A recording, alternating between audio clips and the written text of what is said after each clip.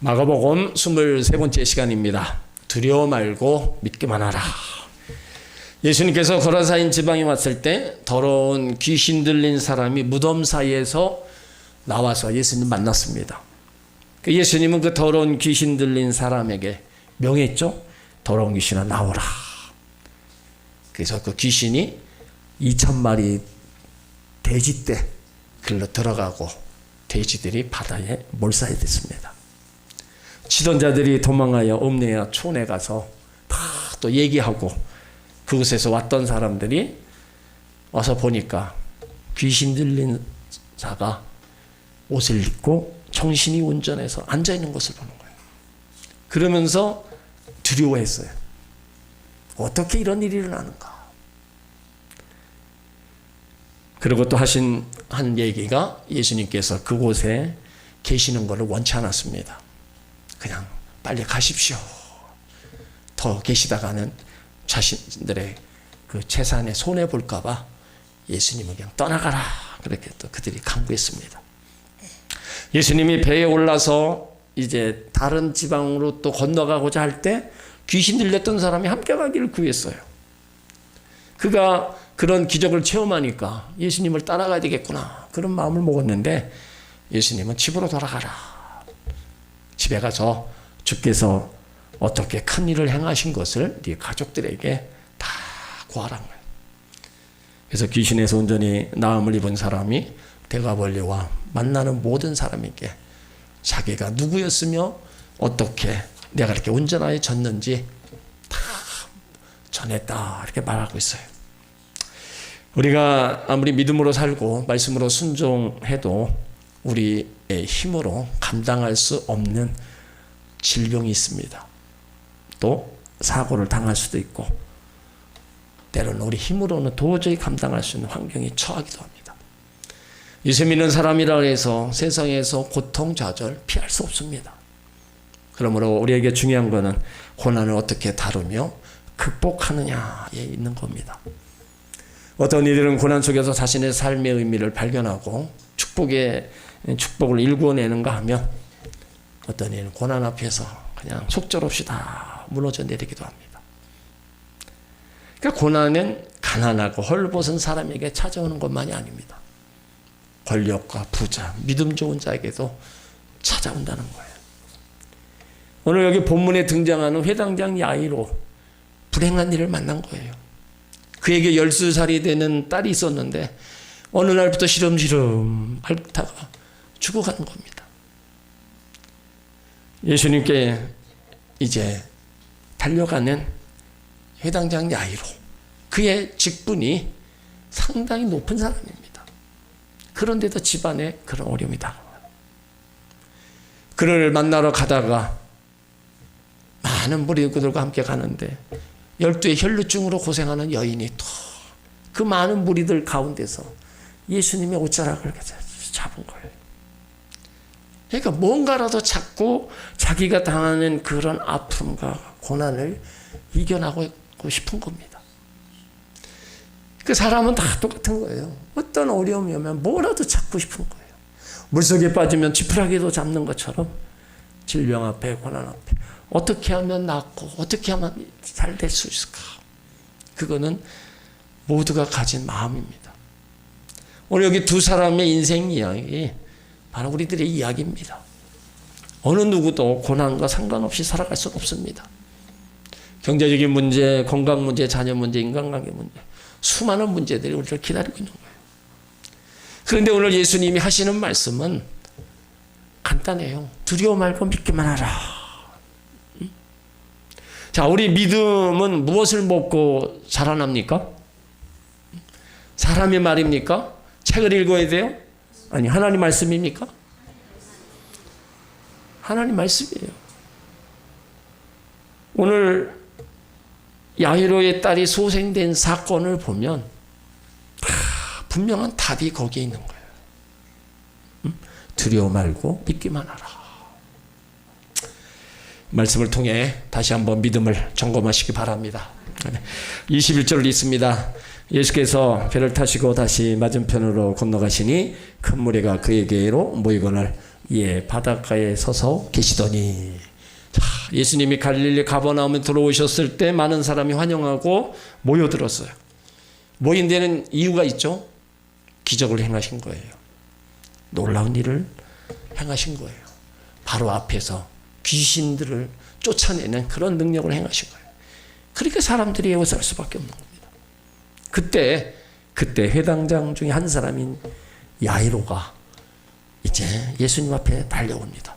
자, 2절, 22절, 23절을 읽습니다. 회당장 중 하나인 야이로라는 이가 와서 예수를 보고 발 아래 엎드려 간만히 구하여 가로되 내 어린 딸이 죽게 되었사오니 오셔서 그 위에 손을 얹으사 그로 구원을 받아 살게 하소서.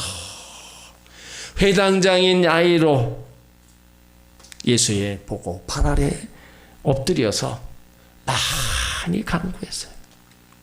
그러니까 지금 절박한 거죠. 내 어린 딸이 죽게 되었으니 오셔서 그 위에 손을 한번 얹어줘. 그러면 구원받아 살게 됐다. 그걸 요청하는 겁니다. 그러니까 회당장은 회당을 맡아서 관리한 관리장입니다. 안식일에 예배를 드리는 뿐만 아니라 회당의 제사, 주도적으로 역할하는 귀족입니다. 그러니까 당시 유대 사회에서 존경받는 사람이고 율법에 정통한 사람, 지성인입니다. 상당히 신분이 높은 사람, 자존심이 센 사람입니다. 쉽사리 예수님 앞에 나와서 무릎 꿇을 사람이 아닙니다. 그런데 상황이 12살을 먹은 딸이 죽게 되었는데 자존심, 신분 더 이상 붙잡을 수가 없는 거예요. 그가 많은 사람이 보이는 앞에서 예수님 앞에 무릎을 꿇었다는 거예요. 그러니까 회당장의 신분으로 예수님 앞에 나가는 거 참 쉬운 일이 아니잖아요. 회당장은요 대부분 바리새파와 가까운 사람들입니다. 그러니까 여기 야이로는 예수님에 대해서 편견도 갖고 있었고 비판적 시각도 있었습니다. 그런데 문제는 뭐예요? 지금 자기 딸이 죽어가고 있는 거예요. 의사가 고칠 수 있는 병이었다면 예수님께 나가지 않았을 거죠. 약을 써보고 백방으로 노력해보았지만 불가능한 거예요. 그러니까 예수님 앞에 무릎을 꿇었다는 것은 자존심이 허락하지 않는 것이죠. 그러나 다 자존심이 딸의 생명을 살릴 수가 없는 겁니다. 그 자존심, 영혼의 문제를 책임질 수가 없는 거예요. 그래서 주님 앞에 때로는 고민도 했을 겁니다. 내가 이 내 신분에 예수님 앞에 가서 무릎을 꿇어야 되나. 그렇지만 그는 예수님이 누군가를 알고 있었어요. 그래서 예수님 앞에 나가서 무릎을 꿇은 겁니다. 소경의 눈을 뜨게 하고 귀신을 쫓아내는 그런 소문들 또 들은 거예요. 그러니 딸의 죽음 앞에 체면이 뭔 소용이 있어요. 그냥 부활 아래 엎드린 거예요. 여러분 집안에 사람이 아파서 죽어가는데 뭔 체면이 뭔 소용이 있습니까? 그냥 주님 앞에 가서 기도원에 가서 그냥 울부짖고 그냥 기도하는 거예요. 누가 보든 말든 하나님 앞에 지금 당장 처해 있는 그 문제를 해결해 달라고 우리 하나님 앞에 기도하는 겁니다. 그래야 거기에 역사하지. 내가 누군데 하면서 체면치레하고 점잖이 앉아서 남 눈치나 보면서 여러분 그렇게 해가지고는 뭔 하나님의 일하심이 있겠어요. 근데 여기 본문을 자세히 보면 야이로의 요청에 주님이 어떻게 해요? 아무 말씀도 안 하세요. 그 앞에 앉아서 내 딸을 살려달라고 그러는데 아무 말씀도 안 하시는 거예요. 자 24절 보세요. 이에 그와 함께 가실새 큰 무리가 따라가며 와서 밀더라. 예수님은 아무 말씀도 하지 않고 아이로 함께 갑니다. 네 신분이 뭐냐 무슨 일이 있느냐 묻지도 않았어요. 그대로 그냥 받아주십니다. 이것이 하나님의 사랑이고 주의 은혜입니다. 만약 주님께서 우리 과거를 물으신다면 이 자리에 부끄러워서 설 자가 누가 있겠습니까? 주님은 우리가 믿음으로 발 앞에 엎드릴 때 우리 마음을 다 알고 계십니다. 왜 와서 그러는지 알고 계신다는 거예요. 야이로는 회당에서 율법을 가르쳤지만 율법 정신을 잘 몰랐습니다. 시간을 정해놓고 기도는 드렸지만 기도의 능력은 체험하지 못했어요. 회당에서 예배는 인도했지만 예배를 통해서 하나님의 임재를 체험하지 못했습니다. 야이로는 자신의 딸이 죽게 되어서 주님 앞에 무릎 꿇을 때 바로 주님께서 그때 그의 믿음을 인정해 주신 겁니다. 우리가 주일날 나와서 하나님 앞에 예배 드리는 거, 그건 살아계신 하나님 앞에 무릎 꿇는 겁니다. 하나님, 오늘도 주의 은혜와 긍휼을 베풀어 주옵소서. 하나님의 은혜와 긍휼을 구하는 겁니다.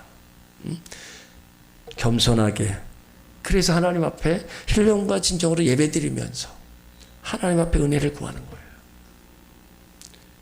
야이로 고백처럼 내 딸이 죽게 되었사오니 오셔서 그 위에 손을 얹으사 그로 구원받아 살게 하소서. 이런 심정으로 우리가 주님께 나온다면 주님이 주시는 신령한 은혜, 위로와 평안함이 함께할 줄 믿습니다.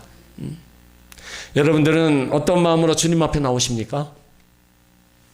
주님 발 앞에 엎드려서 주님, 오늘도 나의 영혼을 살려주옵소서, 나에게 은혜를 베풀어 주옵소서, 긍휼히 여겨 주옵소서, 이런 마음으로 주님 앞에 나오시기 바랍니다. 믿음은요, 신념이나 통일 정신이 아닙니다. 성경에서 말하는 믿음은 인격적인 겁니다. 추상적인 지식이 아니라 믿음의 대상인 하나님과의 인격적 관계를 얘기합니다. 그러니까 믿음은 객관적 사실에 대한 확신이고 인격에 대한 신뢰라는 거예요. 그러니까 믿음은 하나님 제쳐놓고 내 열심을 내거나 소원을 갖고 최선을 다하는 게 아닙니다. 본인만이 아닌 무슨 비법을 가지고 종교적 주술 행위를 하는 것도 아닙니다. 내가 예수님 앞에 나와서 의지하고 소중했던 모든 것을 다 주님 앞에 내려놓는 거예요. 내 형편과 처지와 아픔 다 주님 앞에 다 내려놓는 겁니다. 여러분, 하나님을 어느 정도 믿으십니까? 아직도 믿지 못하십니까? 아직도 의심하세요? 정말 하나님이 나를 구원하셨나? 정말 하나님 나를 천국으로 데려가실 건가? 확실히 믿으세요? 하나님이 정말 내 질병을 치료하시고 내 문제를 해결해 주신가? 여러분, 우리가 믿는 만큼 하나님의 역사는 일어나는 겁니다. 우리가 때론 힘들고 어려운 일, 때론 되는 일이 없을 때도 있어요. 근데 가만히 생각해 보면 환경의 문제 뭐 있을 수도 있지만 아직도 믿음으로 하나님께 우리가 온전히 모든 걸 내려놓지 않고 있기 때문입니다. 그러니까 성경에 나타나는 모든 기적에는 반드시 믿음이 존재된다는 거예요. 그러니까 믿음의 그릇이 있어야 기적의 선물을 담을 수가 있습니다. 구원받은 믿음에서 하나님을 기쁘시게 하는 믿음, 하나님을 기쁘시게 하는 믿음에서 하나님의 역사를 이루어 나가는 믿음, 그 믿음으로 점점점 이제 자라나야 된다는 거예요. 우리 가운데 염려가 있고 근심이 있고 남에게 바라지 못할 문제도 있고 인생의 위기, 삶의 쓴뿌리 여러 가지 살아가면서 나 혼자만이 당하는 것 같은 그런 고통들을 많이 있습니다. 그런 것들을 우리는 믿음으로 주님 앞에 내려놔야 돼요. 그래서 기도하라는 거고, 그래서 하나님을 찾으라는 거예요. 정말로 우리가 못 견딜 때는 아마 기도하지 말라래도 야이로처럼 성전에 나와서 기도하는 분이 있어요. 근데 어찌 보면 좀 더 우리가 평상시에 기도 생활을 하면 얼마나 좋을까. 물론 힘들고 어려울 때 뭐 기도하는 것도 중요해요. 하지만 평상시에 우리가 하나님의 은혜를 구하고 기도하는 우리의 모습이 더 먼저 있으면 어떨까. 그런 마음이 들어요. 꼭 어디가 아파야 되고 꼭 문제가 터져야 하나님 앞에 나오는 그런 우리의 모습에서 이제 좀 더 우리가 벗어나서 평상시 하나님의 긍휼과 자비를 구하고 은혜를 구하고 보호하심을 구하고 나가는 우리의 삶이 있으면 얼마나 좋을까. 그런 바람을 많이 가져보기도 해요. 오늘 야이로의 믿음을 받아주셨어요. 그 작은 믿음, 주님을 의지하고 신뢰하고 모든 것을 다 주님 발 앞에 내려놓은 거예요. 그때 주님은 그 요청을 말은 안 했지만 그쪽으로, 야이로 집으로 향하고 있는 거예요. 그런데 그 가던 중에 이제 많은 무리들이 예수님을 에워싸고 있는데 그때 한 문제가 생기는 겁니다. 12해를 혈루증으로 앓았던 여인이 그 무리 속을 비집고 들어와서 예수님 걷어차라고 잡은 거예요.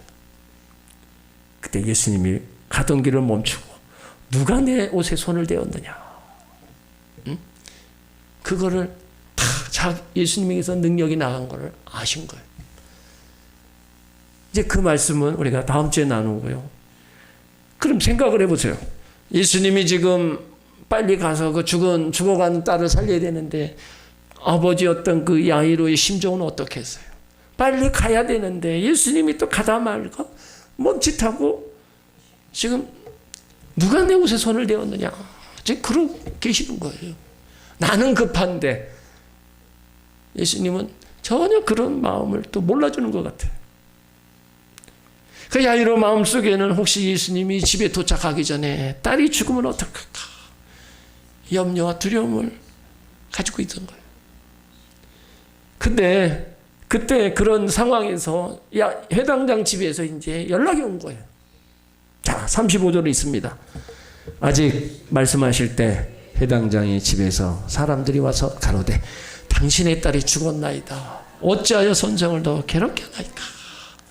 자, 아니나 다를까 그런 지체하고 있을 때 당신의 딸이 죽었나이다. 선생을 더 이상 괴롭게 마소서.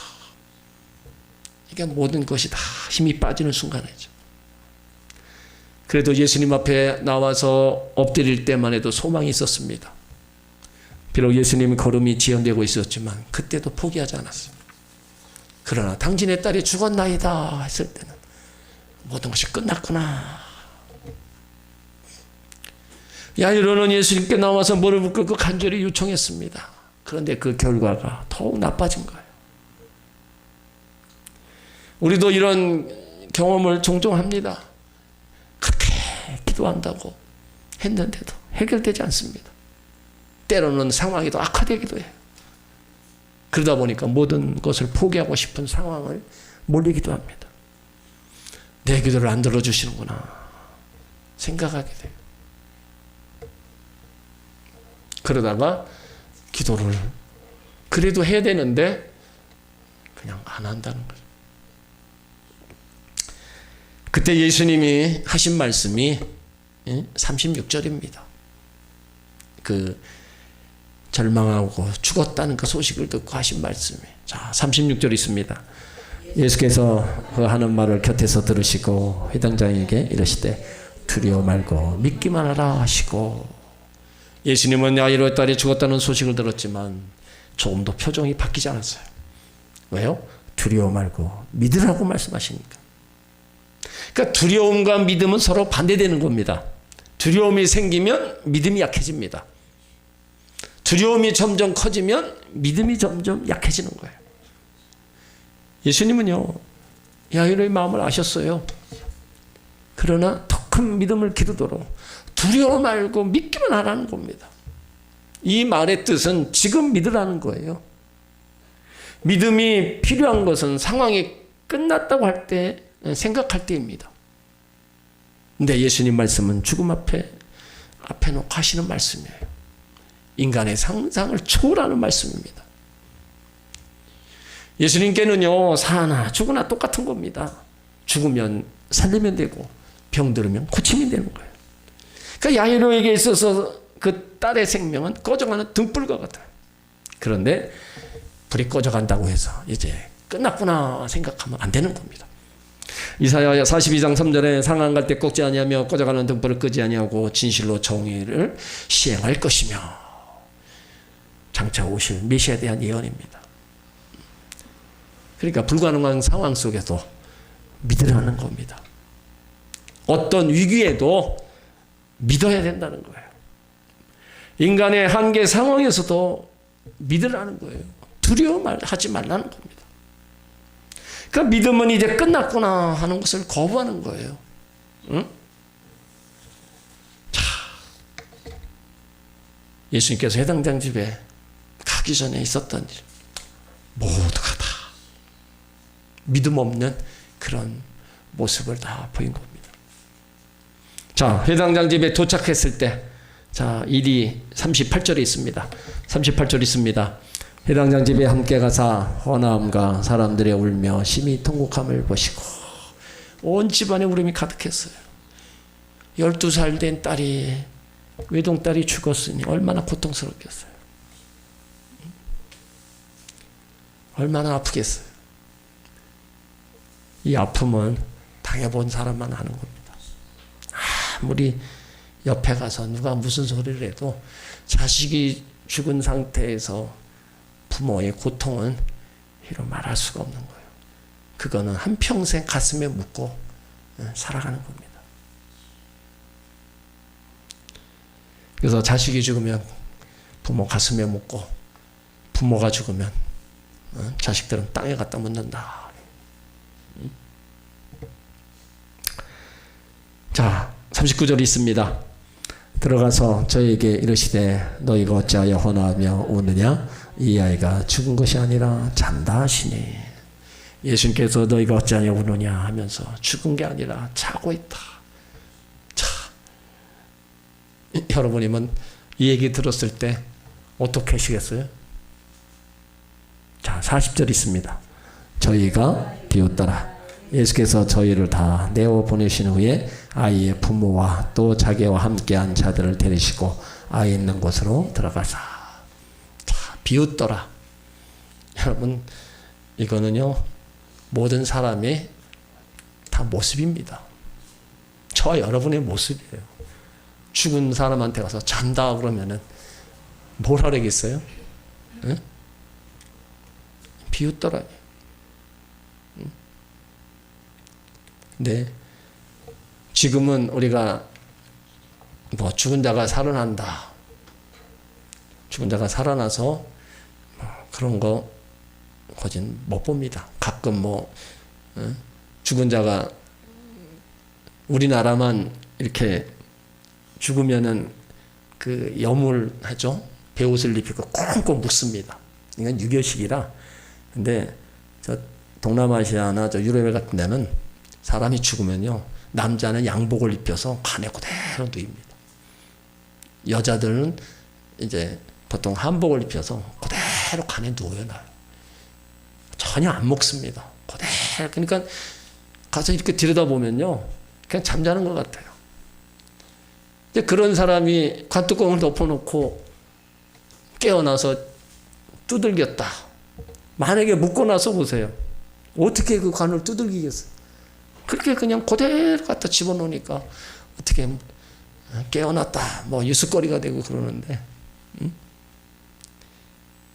그 죽었다 살아난다는 건요, 있을 수 없는 겁니다. 이거는 예수님만이 죽음에서 바로 살아나신 거지, 그 인간 누구도 혹시 또 살아났다 할지라도요, 또 죽잖아요. 그러니까 그건 사는 게 아닙니다. 그러니까 죽은 딸한테 잔다 그러니까 다 비웃고 있는 거예요.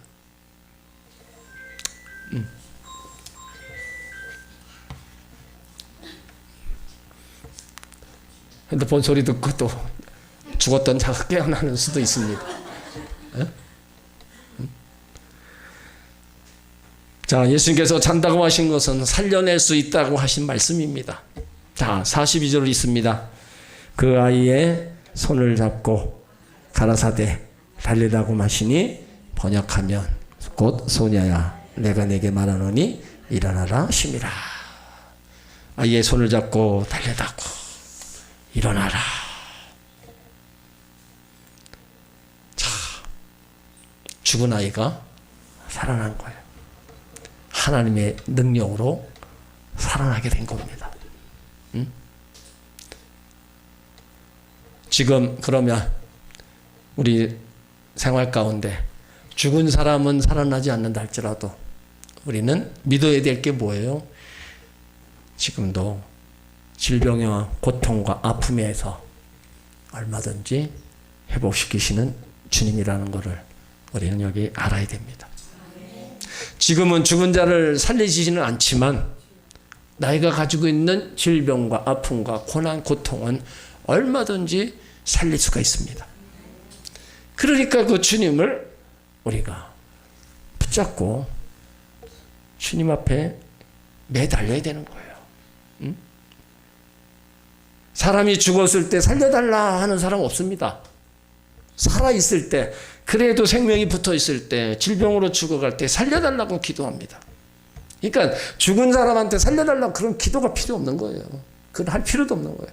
하지만 살아있을 때, 내가 지금 심한 아픔에 있을 때 하나님 나를 살려주십시오. 얼마든지 우리 기도할 수 있는 거예요. 혹시라도 하나님이 국리를 베풀어 주셔서 또 회복시켜 주시고 낫게 하신다는 거예요. 그러니까 그 은혜를, 그 역사를 우리가 바라면서 기도하는 겁니다. 예수님이 일어나라.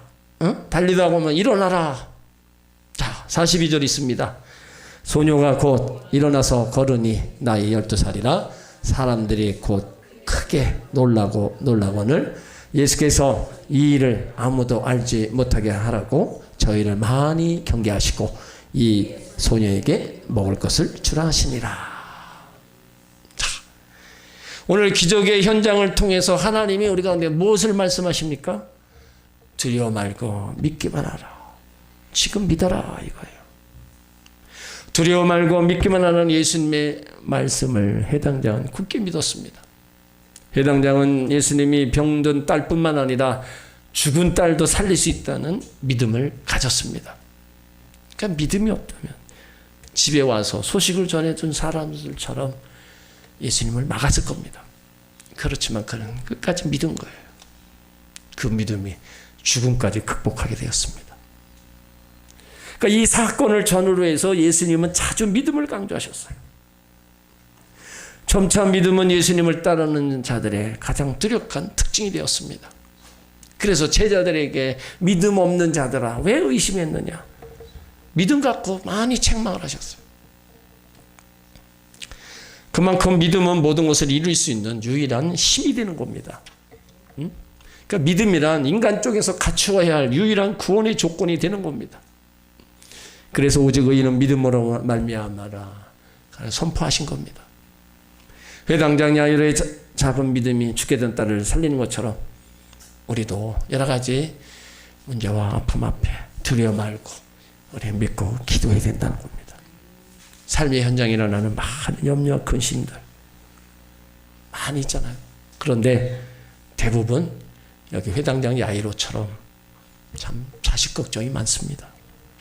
자식을 낳아도 걱정, 없어도 걱정, 키워도 걱정, 출가해도 걱정, 손자를 낳아도 걱정, 없어도 걱정. 그런 근심 걱정이 떠날 날이 없어요. 그래도 어떻게 해요? 기도로 맡기고 주의 도우심을 구해야죠. 우리의 믿음은 무엇을 먹고 자랍니까? 세상 말입니까? 사람 말입니까? 하나님 말씀입니까?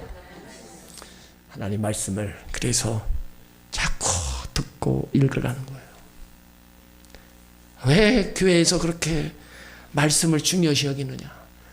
결국은 믿음이 거기 말씀을 통해서 자라기 때문에, 그러니까 말씀을 그렇게 가까이 하라는 거예요. 하루에 3장, 하루에 육신의 양식 3끼 먹는 거하고 영혼의 양식 말씀을 3장 읽는 거, 영혼도 건강해야 되고 육신도 건강해야 되고. 그러다 여러분 주보에 알려주는 매일 성경 읽기표만 그대로 읽어나가도 1년에 한 번입니다. 그러면 벌써 우리 교회가 시작하고 나서부터 읽기 시작했다면요, 최소한 성경을 5, 6번, 7번씩 읽은 거예요. 그 읽는 가운데 뭐 뒤돌아서면 다 아무것도 기억나는 거 없다 할지라도 그것이 나에게 다 영혼의 양식으로 다 내 속에 남아있는 겁니다. 그러니까 그렇게 말씀을 강조하고 있는 겁니다. 믿음을 살찌우는 양식은 죽었다가 살아나신 바로 예수님 말씀입니다. 우리 삶이 아무리 힘들고 또 두려워도 믿고 기도하면 하나님의 기적을 체험할 수 있습니다. 우리가 죽었다 살아나는 경험은 다시 할 수 없어도 우리가 영적 죽음에서 해방되어 부활의 삶을 살 수 있습니다. 죽었다가 다시 사신 예수님께서 야이로 딸에게 일시적인 생명의 회복보다 더 크고 위대한 성경 말씀을 믿는 자들에게 동일하게 주셨어요. 그 말씀을 또 믿고 나가면 그 기적은 일어나게 될 줄 믿습니다. 오늘 항상 하나님 말씀 안에 믿음 안에 기도하며 나가다 보면 하나님 행하시는 일들은 우리 삶에 언제 어느 때고 나타나는 거예요. 그래서 우리가 주님과 더불어 평강의 삶을 누리고 주님과 더불어 우리가 매일매일 기쁨과 감사 속에 살아가는 거예요. 하나님 자녀들이 그런 신앙생활하면서 그런 것을 경험하고 맛을 보고 살아가면요, 신앙생활이 참 즐거운 겁니다. 그것이 하나님의 은혜로구나. 그것을 우리가 경험하면 참 기쁘고 감사한 거예요. 그러니까 거기까지 우리가 내 믿음이 올라가고 그렇게까지 신앙생활을 해야 돼요. 여러분들이 더 오늘 이 야이로 사건을 보면서 또 예수님이 행하신 일을 보면서 더 말씀과 믿음과 기도 안에 더 달려가시길 바랍니다. 그러면 놀라운 역사를 보게 될 줄 믿습니다.